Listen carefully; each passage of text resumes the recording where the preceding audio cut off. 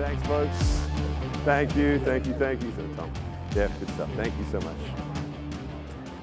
All right, so we talked about OGs earlier this morning. Well, here's another one. Joe Lubin, CEO of Consensys, very much involved in Ethereum from the early days, and through Consensys, a huge player in the Ethereum ecosystem.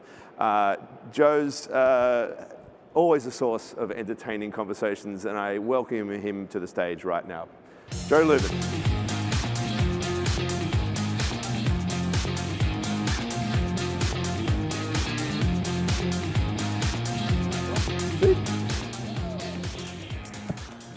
All righty. Got some fans out there, Mr. Lubin. Or is it? But you know, you're showing me up with the dress. I see. We've got the pants. Playing my role. Playing the role. You're playing the role. So we this title actually was forged before the big news of the ETF approval, which I want to get into in a minute. But before we do, just like give us, again, in this context of the Consensys, this is the 10th Consensys, we're looking at stories and lessons learned of the wild ride. Give us an encapsulation of what's your big takeaway from having been in this space for 10 years? Can you hear me okay? Yeah. Seems all right. I think so, yeah. So the long narrative arc is things have been centralized for millennia, and I think that's served humanity pretty well. As technology evolved and it made everything more capturable, centralization has served 1% better than 99%, and that became very noticeable over the last few decades and even more recently. We're essentially at the end of one supercycle, call it a monetary supercycle with excessive debt in the system. We're at the start of the next supercycle. The next supercycle is necessary because we need some sort of deliverance from top-down command and control, because it's not working as well as it needs to. And so Bitcoin came along, and Satoshi essentially invented this new construct, this new invention of decentralized trust. A bunch of projects glommed onto that, said, this is so great, why only apply it to the use case of money? The best articulation of that was Vitalik's, late in 2013.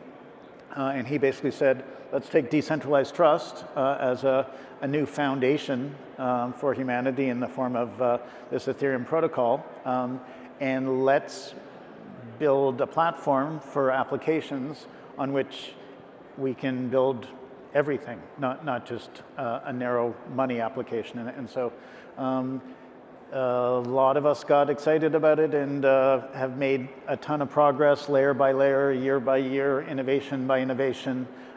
A year into helping stand up and deliver Ethereum 1.0 and the Ethereum Foundation, I moved into building a company that could continue the vision and the mission of the Ethereum platform called Consensys, and we tried to educate and foster adoption for the first few years, and ran a lot of experiments, and many of those experiments have ended up taking real fruit, rolled out many experiments into their own startups over the years, and we've just gotten to the point where not only have we crossed the chasm into mainstream art culture with the NFT phenomenon, the meme coin phenomenon, not only have we crossed the chasm into the major financial world with Bitcoin spot ETFs and, fingers crossed, Ethereum spot ETFs, but we're now on the main American political stage. And so it feels like it's on and is going to accelerate. Yeah, I mean, Consensys has been there. We always have to say Consensys with a Y because we don't want, there's confusion when we're doing these things together. Yeah. We were thinking about asking everybody to change their pronunciation of the word consensus. Consensus would be we would be sus, or you would be sus. Yeah, so those would call you to be those back when people confused. Consensys. Yeah, Consensys is pretty nice. It's crisp. I like that. It's concise, is what it is. It so, is, yeah. What do you see as the biggest achievement? Like, I think about MetaMask as this really important piece of the wallet architecture. There's a lot of the early DeFi primitives that kind of emerged out of Consensys. What do you look again, looking back? What are the pieces that Consensys pulled together that you think like have contributed the most to the ecosystem? Yeah, so we've done a lot of things. One of our earliest important contributions and successes was the Truffle software development suite framework. So early on, it was about doing what we could to enable developers to build in the ecosystem and people to figure out how to use the ecosystem. MetaMask has probably been the biggest contribution on that front. Infura has been enormous. Essentially, we, in attempting to foster adoption, paid the AWS bills for a big swath of the ecosystem for a few years before we figured out a business model for Infura. We've been huge contributors to the Ethereum protocol, both at the execution layer and the consensus layer now for a long time. So that's has to be up there as one of our biggest contributions and successes. And Linea, the Ethereum protocol, is evolving in different directions. It's modularizing, it's layering. Linea's, in our opinion, one of the top layer 2 roll-up technologies. It seems to be in the lead in terms of ZK roll-up technology.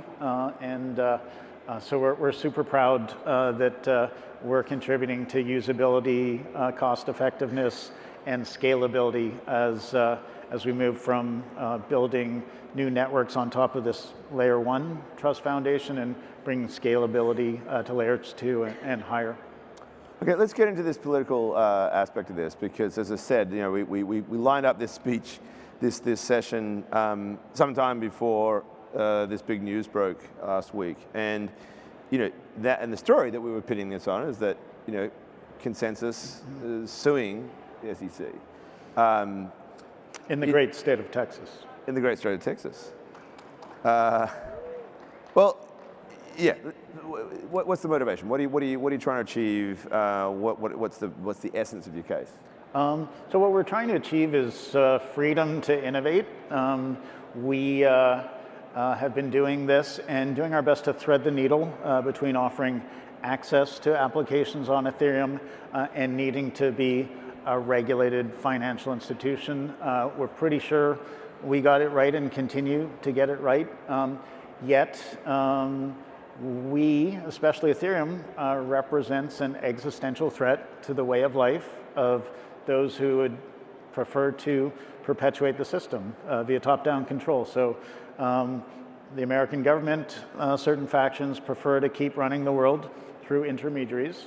Many of them are financial intermediaries. Big banks in America prefer to keep winning a rigged game, essentially. And those two entities would, I think, like to see American citizens disconnected from Ethereum so that they can keep their ways of operating intact. So that's the backdrop. And what we've been seeing from the current SEC administration for the last few years is deep and broad scrutiny of everything that we're doing. And it's not just us, it's virtually every company in our space where there are requests for documents. I think we've handed over something around 100,000 pages of documents. That's millions of dollars of expense for us. And we know it's happening very broadly. We know even software developers, even independent software developers are either being scrutinized or subpoenaed so that the SEC can figure out some reason to slow this down or stop it. And so we got to the end of some way station in a long process where it became clear to us, because they told us that they're going to sue us. And we had standing in the great state of Texas because for a bunch of different reasons, mostly COVID and because Texas is great for business as opposed to New York State, we were situated where we could bring a complaint against the SEC because the SEC has been gaslighting our industry and intentionally unclear, not engaging in open dialogue, not interested in clear rulemaking as a non-merit-based regulator should. They have been threatening everybody and slowing everybody down, and this action was a way for us to sort of put them on their heels and request that they answer our questions, like, is Ether a commodity, as the SEC has said repeatedly, and as the CFTC has said consistently for maybe 10 years, or have you actually made this secret determination that you've reclassified Ether as a security and that you're, through these series of strategic enforcement actions, you are punishing everybody in the industry. Gensler had sort of kept his options open on that question. So given that it was something that was going to be resolved on that, from the SEC side at least, so you're absolutely right, the CFTC has taken a very clear position. The fact that they then passed, and again, you're saying we still haven't got the S1s, it's a backwards way of approving the ETFs in a way of what they've done, right? So they declared Ether as a commodity when they approved the Ether futures ETFs back in October. Yeah. Very clear, had to be a commodity. Yet they keep going ahead and trying to punish organizations. And the punishment is basically not about winning in court. It doesn't seem like they have enough respect for the court system that they're worried about overburdening the court system or losing. They lost one case with respect to the Coinbase wallet, and it appears they're going to bring the exact same case with respect to the MetaMask wallet. They consider it a win if we have to spend tens of millions of dollars. They consider it a win. So you think the motive is not even to win, it's really just to slow you down? To slow us down. It's to either kill crypto and decentralization, or it's to co-opt crypto and Ethereum. Do you feel, though, that with this approval, this somehow there was? What's your take on that, by the way? Yeah. So how is it that after this sudden turnaround, why we got a partial approval? We got the 19B4s approved. We still have S1s that could take weeks, could take months to be approved. So we're not on the glide path yet. When we do have Ether spot ETFs, what that does is it opens massive floodgates for capital and attention to move into our ecosystem. It enables many investors, many funds to have stake in our ecosystem, and it makes it much more difficult for regulators and legislators to stomp on people's portfolios. And so I think the gaslighting will slow to some degree. You've got to remember that politicians are intermediaries. Politicians are effectively the bosses of regulators at times, and so they don't want to see a system where people can build better systems that disintermediate the trusted third parties, the people that are in position to capitalize right now. They don't want to see that system go away, and so it's going to take years in order for most of the people who are in power to understand the benefits of the technology and realize that decentralization is consistent with American principles like free market capitalism and democracy. So what do you make of the latest developments? We have had, in addition to, of course, this backflip on ETFs, the FIT21 bill, approval of the repeal of the SEC's laws on custody. It does feel as if there's a moment of some shift in Washington. What's going on? It's been wonderful to see. We are crossing the chasm into mainstream American politics. We've had lots of help from the judicial branch. We've had lots of difficulties from the executive branch. but now the legislative branch is in a moment of open-mindedness where they can all get together and recognize that they need to raise capital for their campaigns, and they need to draw in voters, and the crypto ecosystem, the crypto economy, is really quite powerful and really quite technologically savvy, et cetera. And so it's wonderful that for different reasons we're now on center stage, and I think it's a platform for us. It's an opportunity for us to not pick sides. We have people who are on both sides of the aisle in our company, Consensys, but we're trying to take a very neutral approach where we can have discussions with both sides of the aisle and share the benefits of the technology, share if one side is being more friendly to the technology than the other side. And so it's a great opportunity for us to make some headway in the near term, either with respect to legislation or overturning silly accounting rules, or just getting their heads in the game so that they understand us better. So you opened out at the beginning of this conversation talking about millennia of time in which centralized systems have been in place, and now that we're challenging that, it's at this interesting moment. And I think what you're alluding to there is a paradigm change, a significant one, right? And it definitely goes to the heart of the existing political systems, and incumbents are going to fight back. So presumably, what you're getting at there is a difficult fight. But you talk a lot about executive power here and the challenge of the executive, and it seems to me that the fight with the SEC is at least within the minds of a lot of folks in Congress, maybe certainly the Republican side, one piece of a bigger story about regulatory overreach and this sort of extension of power from the executive branch through these regulatory agencies. What role? So if what's happening here is an attack on that, which looks a lot like some of the principles, it's certainly aligned with the principles of a crypto ethos that says we have to, these intermediaries are too powerful. What role does this technology play in a kind of a political framework of the future? So what's midterm state that the technology could bring? We have built this new trust foundation.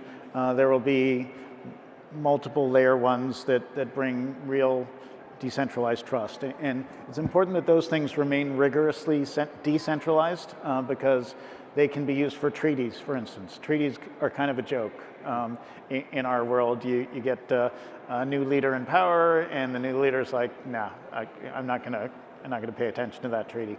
If we had treaties written on the blockchain and billions of dollars staked into that, and some sort of agency of peers that can adjudicate when things are transgressed, that could be a more interesting way for nation states to do business with each other.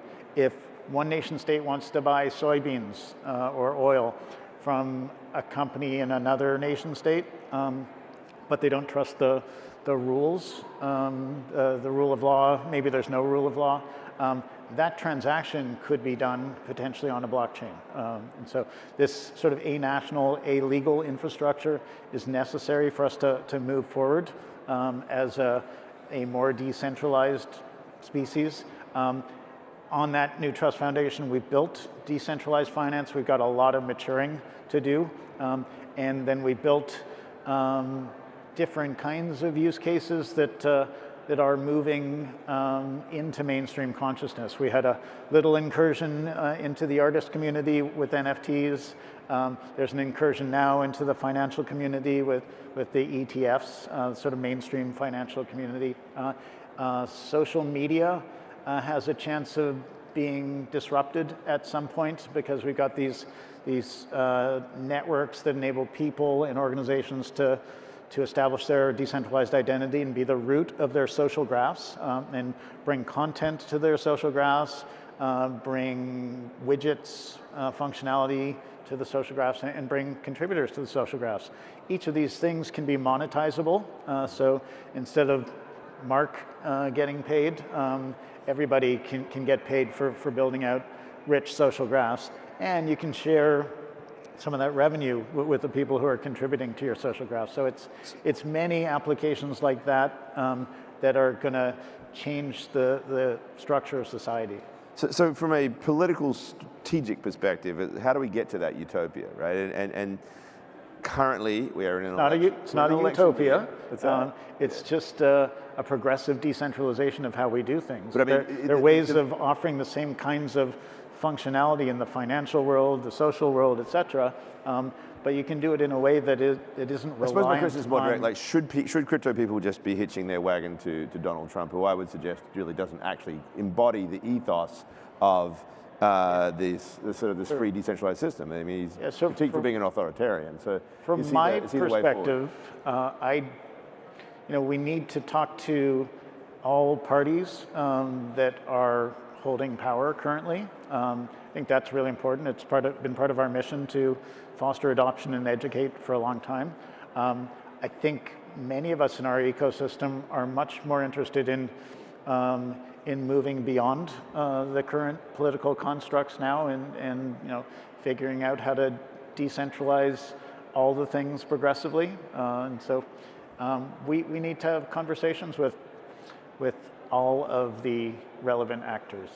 Right, it's almost like it's about putting crypto in place as a reimagined political structure, decentralizing all the things rather than like riding one particular party. So if you don't have an agenda, we've noticed this over the years, and you're exposed to the ideas of decentralized protocols in crypto, you get it. If there have been economists and politicians and others who have vested interests in agendas, they probably get what a big threat it is to the crappy way they operate. The crappy way they operate. All right, folks, we're going to leave it at that. Joe Lubin, thank you so much for all your insights. Oops, lost my mic. So we're going to take a short break for now, come back. I'm not sure exactly when, but not too far soon. Come back. Plenty more programming to come. Thank you for your time.